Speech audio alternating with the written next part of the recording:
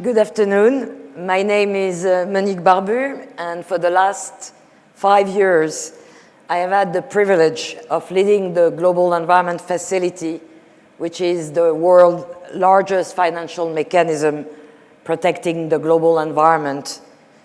GF works in support of the Convention on Biological Diversity, the United Nations Framework Convention on Climate Change, the United Nations Convention to Combat Desertification, the Stockholm Convention on Persistent Organic Pollutants.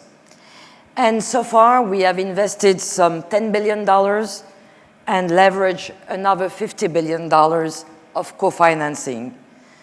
Through those investments, it's 2,600 projects in more than 165 countries which have been implemented, aiming at the management, care, and restoration of our planet. We also provide funding for international waters and the Montreal Protocol on substances that deplete the ozone layer. We are also the operator of 2 funds on behalf of UNFCCC, the Special Climate Change Fund and the Least Developing Country Fund. Those 2 funds today have provided more than $500 million worth of projects to help countries to adapt to their climate. We have also become the secretariat to the Adaptation Fund of the Kyoto Protocol, and lastly, establish a new fund, the Nagoya Protocol Implementation Fund, to pilot the implementation of the protocol on access and benefit sharing arising from the utilization of genetic resources. Our investment can be felt everywhere, and we are laying the seeds for green economies to flourish throughout the developing world. This conference has an eye on the Earth, but also wants to catch a glimpse of Rio +20 just around the corner. It is worth reflecting on our priorities. The community of nations came to Rio back 20 years ago with the conviction that the environment was inextricably linked to development. The 3 Rio Conventions introduced environment agenda to the 3rd pillar, bringing it together with the social and economic agenda under the banner of sustainable development. It is my conviction that only through these conversions will the so-called green economy emerge from being an abstract concept to become a real manifestation of action at the national and local levels.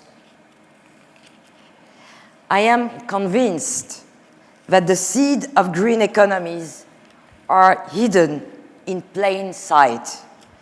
They are everywhere you look. What they lack is the connective tissue that will grow the individual seeds into a fully fledged forest.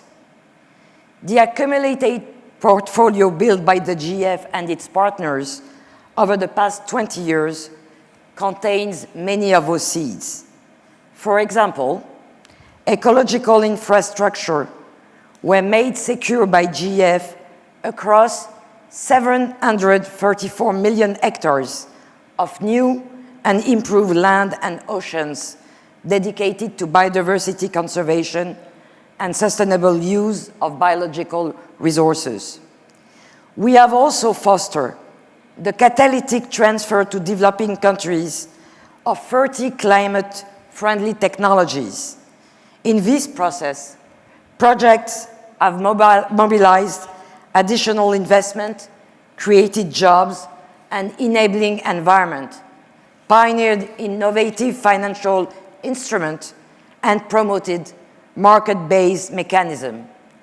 The result has been the widespread adoption and dissemination of climate-friendly technology.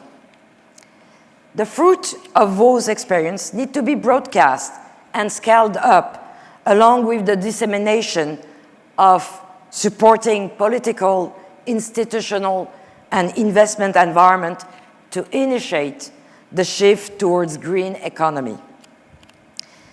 This groundbreaking conference here in Abu Dhabi is also looking at the role of environmental information and data management system to support decision-making process.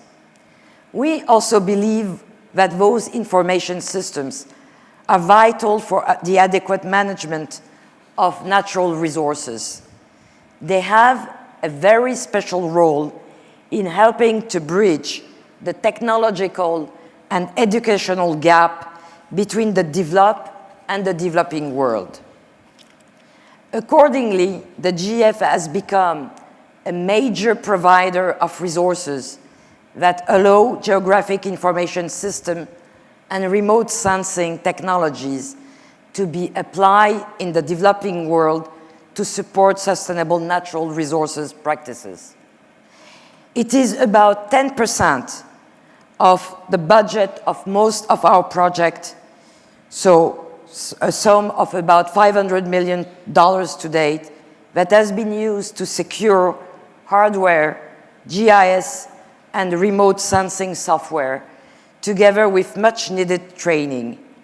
We are proud of our accomplishment in fostering also South-South collaboration to build capacity on the use of these tools.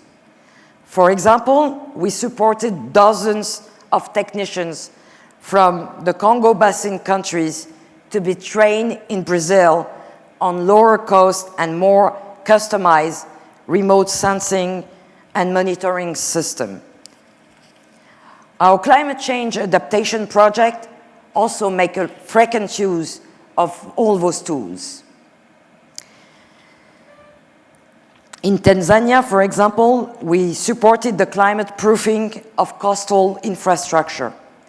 In doing so, GIS and remote sensing imagery become essential baseline data of existing infrastructure and valuable mangrove habitats.